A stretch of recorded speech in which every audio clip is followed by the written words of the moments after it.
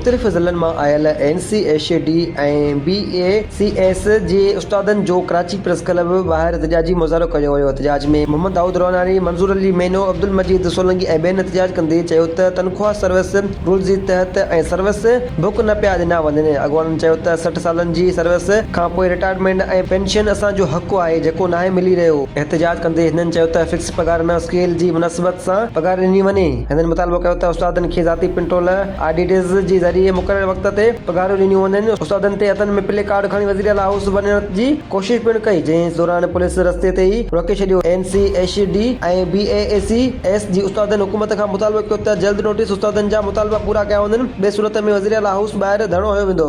देना पड़ेगा उस्तादनि खे रेगुलर